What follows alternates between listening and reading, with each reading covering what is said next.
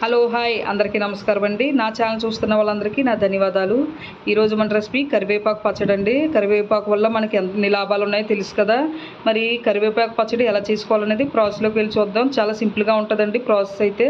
మరి లేట్ చేయకుండా ప్రాసెస్లోకి అయితే వెళ్ళిపోదాం. ఇప్పుడు ఫ్రెష్ కరివేపాకు అయితే తీసుకున్నానండి. ఇలాగా కరివేపాకు తీసుకున్నాను. కరివేపాకు బాగా ఫ్రెష్గా అయితే ఉండాలి. ఇప్పుడు దీన్ని మనం ఇలాగ రెబ్బలు ఇలాగా మనం తీసుకోవాలి. కాడల నుంచి రెబ్బలన్నీ కూడా తీసుకొని వీటిని బాగా కడుక్కొని నీళ్ళది లేకుండా చిల్లులు గిన్నె ఉంటుంది కదండి, అందులో వాచేసుకోవాలి. వాటర్ అంతా కూడా కిందకైతే పోద్ది. ఇలా ఆకంతా శుభ్రం చేసేసుకోవాలి. ఇలా చిల్లు గిన్నెలో పెట్టుకున్నారంటే వాటర్ అంతా కిందకైతే పోద్ది.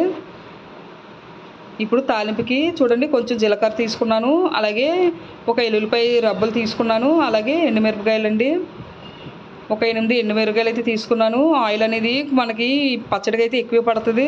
ప్రస్తుతం నేను గ్లాసు ఆయిల్ అయితే వేసుకొని ఇప్పుడు ఈ మొత్తం 3 పోపు గింజలు కూడా ఇందులో వేసి మనం వేపుకోవాలి. ఎల్లుల్లిపాయలు చిన్న చిన్న ముక్కల కింద కట్ చేసుకొని వేసుకోవాలి, లేకపోతే తోలుతాయి. అలాగే ఇప్పుడు అవి వేగిన తర్వాత ఇప్పుడు మనం కరివేపాకు వేసుకొని వేపుకోవాలండి. మొత్తం కరివేపాకు అంతా వేసుకొని మనకి బాగా మనకు ఫ్రై అయ్యే వరకు కూడా ఈ ఆయిల్లోని కరివేపాకు వేయించుకోవాలి. బాగా ఇలా వేయించుకోవాలి. కరివేపాకు పచ్చివాసన అంతా పోయే వరకు కూడా. ఇందులోనే మనం ఇప్పుడు కొంచెం మనం చింతపండు కూడా వేసుకుందాము. నేను కొంచెం సాల్ట్ కూడా కల్లుప్పు అయితే వేసానండి. ఇదే టైంలో స్కిప్ అయిపోయింది ఆ వీడియో. అలాగే పెద్ద నిమ్మకాయ సైజు చింతపండు అయితే వేసుకోవాలి. ఇలాగ ఉట్లయి తీసేసి చింతపండు మరీ ఎక్కువ అయితే వద్దండి, మనం పెద్ద నిమ్మకాయ సైజు అయితే వేసుకున్నాను నేను తీసుకున్న కరివేపాకుకి. ఇలాగా మనం చింతపండు కూడా ఇందులో బాగా కలిసిలాగా బాగా కలుపుకొని ఇలా బాగా వేయించుకోవాలి. చూడండి, కలర్ అయితే మనకు మారింది. ఇలా మనకి కరివేపాకు అనేది బాగా ఆయిల్లో అయితే బాగా వేగిపోవాలి. ఇలా బాగా వేగిపోయిన తర్వాత మనం స్టవ్ ఆఫ్ చేసి బాగా చల్లారబెట్టేసుకోవాలి. చూడండి, మనకు బాగా వేగిపోయింది కదా. ఇప్పుడు ఈ ఆకంతా మనకు బాగా వేగిపోయిన తర్వాత స్టవ్ ఆఫ్ చేసుకుందాము. బాగా చల్లారనివ్వాలి. చల్లారిన తర్వాత మిక్సీ గిన్నెలో వేసి కొంచెం నీళ్ళు పోస్తా మెత్తటి పేస్ట్లు అయితే మనం మిక్సీ పట్టుకోవాలి. కొంచెం నీళ్ళు పోసుకుంటా, మరీ ఎక్కువగా జారుగా కాకుండా బాగా మెత్తగా అయితే మిక్సీ పట్టుకోవాలి. చూడండి, ఇలాగా మెత్తగా అయితే ఉండాలండి.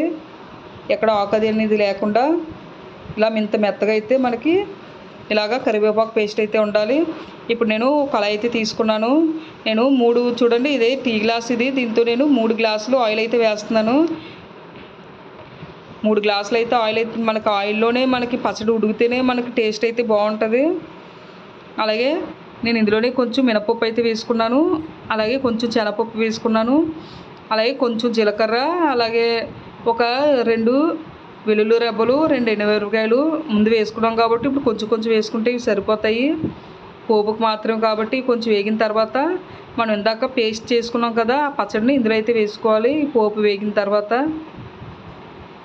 మంట అనేది మీడియంలోనే ఉంచుకోండి, వెంటనే మాడిపోతాయి లేకపోతే పోపులు. ఆయిల్ అనేది ఇంకా పడుతుందండి, మధ్యలో వేసుకుందాము. ఇప్పుడు మొత్తం ఈ పేస్ట్ అంతా వేసి ఆయిల్ అంతా బాగా కలిసి బాగా కలుపుకున్న తర్వాత దగ్గరుండి మనం ఉడికించుకుంటూ ఉండాలి. మొత్తం మనం ఈ ఆకులో ఉన్న పసరంతా కూడా మనకి ఎగిరిపోయి ఆయిల్ అనేది పైకి తేలాలి. అప్పటి వరకు కూడా మనం ఈ పచ్చడి అనేది ఉడికించుకోవాలి. సాల్ట్ అయితే చెక్ చేసుకోండి, పడితే మళ్ళీ సాల్ట్ అయితే వేసుకోండి. చూడండి, ఇదంతా ఆకు పసరు అనమాట. ఇది మొత్తం కూడా మనకి ఎగిరిపోవాలి. మనకి ఇది ఎంతసేపు వేగితే అంత టేస్ట్ అయితే ఉంటుందండి. మనకు కంపల్సరీగా ఆయిల్ పైకి తేలి వరకు కరివేపాకు పచ్చడి మాత్రం వేయించుకోవాలి. టైం పడుతుంది. స్లిమ్ మంటలో పెట్టుకొని లేకపోతే మీరు మీడియం మంట పెట్టుకున్న దగ్గరుండి కలుపుతూ ఉండాలి, లేకపోతే మాడిపోతూ ఉంటుంది, అడుగు పడేస్తూ ఉంటుంది. దగ్గరుండి కలుపుకుంటూ ఉండాలి. ఆయిల్ కూడా కొంచెం ఎక్కువగానే వేసుకుంటూ ఉండాలి. ఇలా మూత అయితే పెట్టుకొని స్లిమ్ మంట పెట్టేసుకోండి. కొంచెం మళ్ళీ మధ్యలో చూసుకుంటే మనకి వాటర్ అనేది ఇంకుతూ ఉంటుంది. చూడండి, వాటర్ అంతా నాకైతే ఇంకిపోయింది. కరివేపాకులో ఆకుపసరు అంతా కూడా ఇంకిపోయి కలర్ కూడా చేంజ్ అయింది కదండి. బాగా వేగింది కదా ఆయిల్లోని. అంటే మనకి ఆయిల్ పైకి చూసారా లైట్గా తేలింది, ఎక్కడ ఆకుపసరు అయితే ఎక్కడ కూడా లేదు. మొత్తం మనకి కరివేపాకు అంతా కూడా మనకి వేగిపోయింది. ఇప్పుడు మళ్ళీ నేను 2 గ్లాసులు ఆయిల్ నూనె అయితే వేసుకుంటున్నాను. పడుతుందండి, కరివేపాకు పచ్చడికి ఆయిల్ అయితే కంపల్సరీ పడుతుంది. ఎక్కువ ఆయిల్ ఉంటేనే మనకు ఆ టేస్ట్ కూడా ఉంటుంది, పచ్చడి కూడా నిల్వ కూడా ఉంటుంది. అలాగే మొత్తం ఈ ఆయిల్ వేసి ఒకసారి మళ్ళీ కూడా కొంచెం ఉడికించుకోండి. మూత పెట్టుకొని స్లిమ్ మంట పెట్టేసుకొని ఈ ఆయిల్లో కూడా మనకి ఉడికేలాగా ఉడికించుకోవాలి. చూడండి ఆయిల్ అనేది మనకి పైకి కనబడుతుంది కదా, ఇలాగ ఆయిల్ పైకి తేలి వరకు కూడా కరివేపాకు ఇలాగ ఆయిల్లో మనకి ఇలా ఉడికించుకోవాలి. పైకి మనకి బుడగల రూపంలో కనబడుతుంది కదండి ఆయిల్. ఇలాగే మొత్తం బాగా వేయించుకుంటే కలర్ కూడా మనకి చేంజ్ అవుతుంది. మనకి కరివేపాకు పచ్చడి రెడీ అయిపోయింది. చాలా బాగుంటుందండి, చాలా టేస్ట్గా కూడా ఉంటుంది. మనం ఫ్రిడ్జ్లో మనం ఏదైనా డబ్బాలో స్టోర్ చేసి ఫ్రిడ్జ్లో పెట్టుకుంటే కరెక్ట్గా 15 రోజులు 15-20 రోజులు అయితే కంపల్సరీగా ఉంటుందండి. మరి ఈ రెసిపీ అయితే మీకు నచ్చిందా? నచ్చితే లైక్ చేయండి, షేర్ చేయండి, సబ్స్క్రైబ్ చేసుకోండి నా ఛానల్ని. కంపల్సరీగా ట్రై చేయండి, మీకు చాలా బాగా నచ్చుతుంది, చాలా ఆరోగ్యం కూడా. Okay friends, bye.